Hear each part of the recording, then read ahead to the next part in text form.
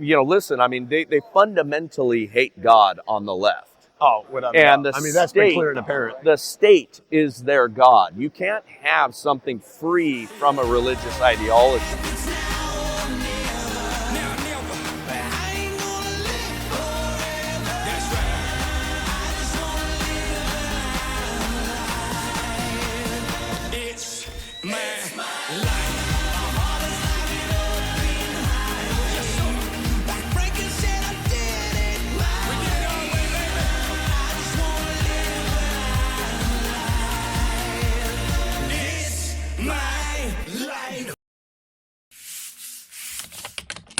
Welcome back to everybody to another episode of Facts Over Feelings, where we're still at Turning Point USA AmFest Day 3. It's been absolutely electrifying, and the stories from all these fellow patriots have been absolutely incredible. And we have a very special guest with us here today that I'm excited to have you hear his story. We got Mr. Bryce Eddy. He's a devoted husband, a father, and an unapologetic conservative Christian, passionately committed to defending America's core values as he serves the board president of America's Turning Point and is a board member of the Center of Security Policy. Bryce also lends his leadership to the White Rose Assistance, a pro-life organization founded by Seth Gruber, inspired by his historic anti-Nazi group, the White Rose. As a staunch advocate for Christian engagement in politics, Bryce calls on believers to take an active role.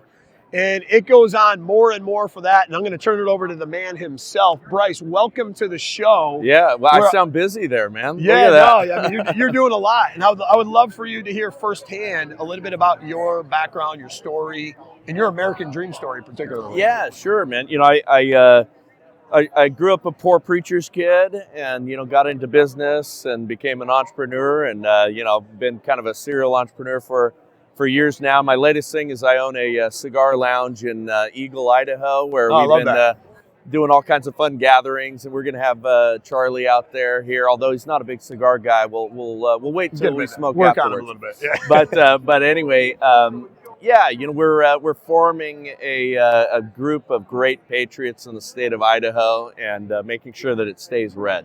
No, I love that. Well, I mean, one of the things I want to dig into is America's comebacks. We're back, baby. Yeah. January 20th, the light switch flips, and I think we got to be very cautious because, like I say on every episode, we won the battle, we didn't win the war, and it's up to every American to do their part. But what do you think Trump's election of 2024, how do you think that's going to shift America? What opportunity do we have in this window? Well, listen, I think you hit the nail on the head that, that we're in a long form war. This is, and we have not won. I've been telling everybody, hey, we get a couple of weeks to celebrate, cheer ourselves, pat ourselves on the back, rest. But then the work needs to begin quickly because we really just won round one. And the battle was against these Marxists that wanted to be firmly in control.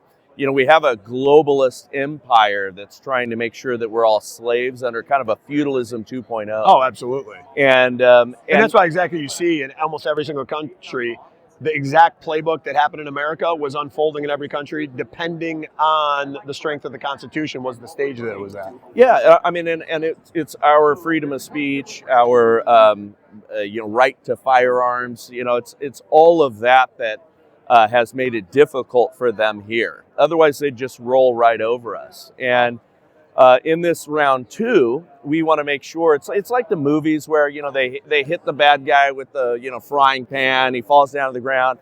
They hug each other. They celebrate, and he rises from behind. And then back. There's a part two still. Yeah. Right. So we need to put the nail in the coffin of the Marxists and the globalists, and we need to return to sovereignty.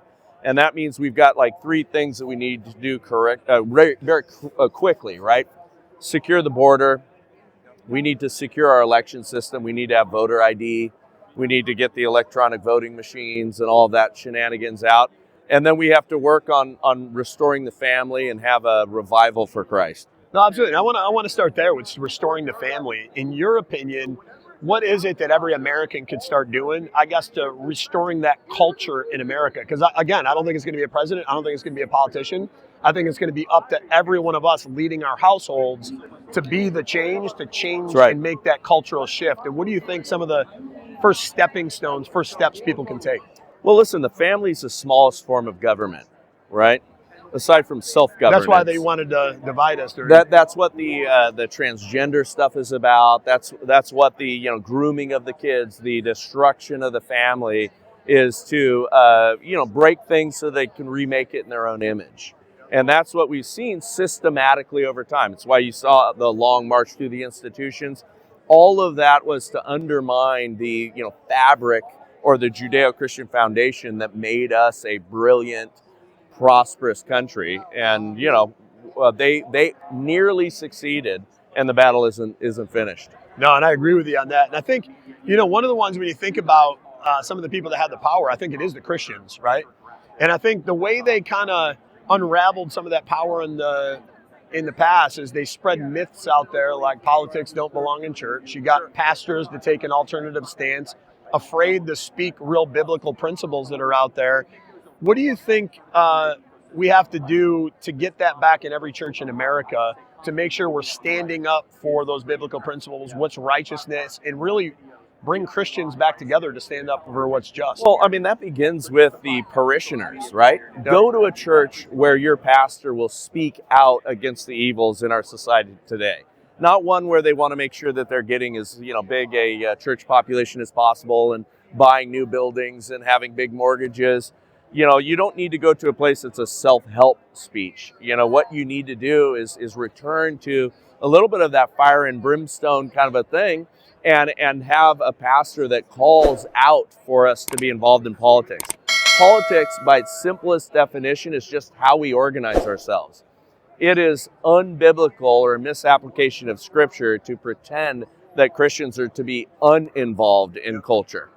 No, absolutely. And I guess, how do you think some of these principles have been challenged in society, these biblical principles, and why? Well, listen, I mean, they fundamentally hate God on the left. Oh, without doubt. That's been clear and apparent. The state is their God. You can't have something free from a religious ideology. I mean, that's why it's been a psyop for them to tell us that, separation of church means that no Christians should be involved in politics and there should not be any moral underpinnings to how we organize our government. They've done that systematically just so that we lay down, our boldness and pretend that, my religious philosophy is to be, kept under a bushel and it's for me in private inside my house. They don't believe that because they'll force upon you their own narrative and they'll do it by legal fiat if they have to. Because not only is their health going down, but I think it's like masculinity has been under attack in America. Well, what's your take on that? Yeah, that's actually one of my favorite subjects. We have a thing called the early andropause effect that's going here in the United States. And if you were to look at the data in the chart, young men in their 20s have the equivalent testosterone of a World War II vet when they were 80. Oh, And that just goes and shows, I mean, you can look at videos of young men in the 1950s or 60s versus young men today. And young men today are effeminate. Well, what is that? I mean, it's a combination that's very complex, but it includes diet, of course, activity levels. When you are working hard physically, when you're lifting weights, your body responds by putting extra testosterone out there. If you're drinking from plastic water bottles and consuming those BPAs or other hormone disruptors, you're going to have a crash and burn of your testosterone, and you end up being a weakling. Mine was probably in came back 167, and I had to go on testosterone replacement therapy. Well, and what's perverse is you go to a doctor, and if it's in the 300 to 500 range, they'll tell you, you're fine, good. You don't need any interventions. No, and that to me is the answer, right? I think we're the answer. I think that's the American mandate, is insisting on personal excellence in anything that we do. And when people are out there and they're thinking, well, what can I do? Well, it's simply just showing up, because there's so many people out there in society that we've gotten soft and they're not showing up. They're not showing up in their health. They're not showing up in their marriage. They're not showing up as a father. they're not showing up in their career or maybe even in their business. And I think when you're showing up as that best version of yourself, you're living in a place of discomfort. But eventually you get to the point where you can handle a whole heck of a lot more.